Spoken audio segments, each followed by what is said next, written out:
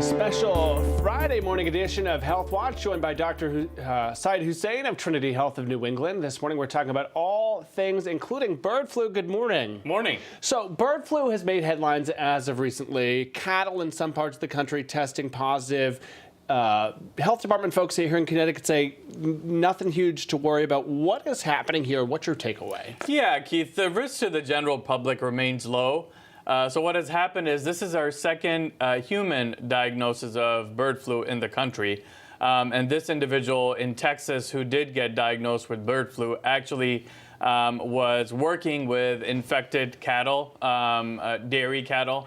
And we've seen an outbreak in cattle in Texas and Kansas. He has mild symptoms, was told to isolate, getting monitored by the CDC and other local health authorities. He's developed pink eye, which is conjunctivitis, but symptoms can be, they resemble the flu basically. So cold-like symptoms, nausea, vomiting, headache, it could be seizures in some individuals, along with pink eye. So it's important for healthcare providers to be aware, especially when they're seeing patients who may have come in contact with cattle or have an occupation that exposes them to animals.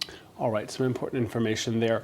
Something that a lot of parents kind of grapple with on a regular basis, especially this time of year. You hear it a little bit in my voice. I know you were sick recently. When should you keep your kids home from school? You know, your child may not be feeling well, they may not be sick, but they're not necessarily contagious. And then parents are stuck with grappling over, do I keep them home? Do I send them to school? Give us some parameters there. What should we be thinking about? Yeah, sometimes it's black and white, right? You know, if your child is vomiting, has a high fever, or something that may be contagious, you know they're not supposed to go to school and they stay home. When they're quote unquote not feeling well, what does that mean? And this was a poll taken for parents of either middle school or high school going children, and basically they say that if you're, they look at academic activity and what the child may miss. Are there any after school activities that the child missed? All of those get factored in to seeing whether the child needs a mental health break, for instance. It's important to understand what the reasoning is, though, behind why the child doesn't feel well before making a decision. All right, some good insight there. And then something that gets a lot of talk, especially folks who are watching us early in the morning when it comes to sleep. A new study that I know you have thoughts on, saying that if you're not getting enough sleep, you may feel as many as 4 years older.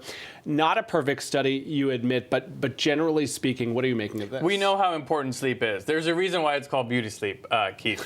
But though, lack of sleep, lack of adequate sleep, is linked to health conditions. It's linked to mental health issues. It's linked to diabetes, heart disease. This is a subjective study looking at individuals, whether they got adequate or less than adequate sleep and how they felt compared to their real age. But we do know how important sleep is for the overall well-being of all of us. Nap, thumbs up or thumbs down?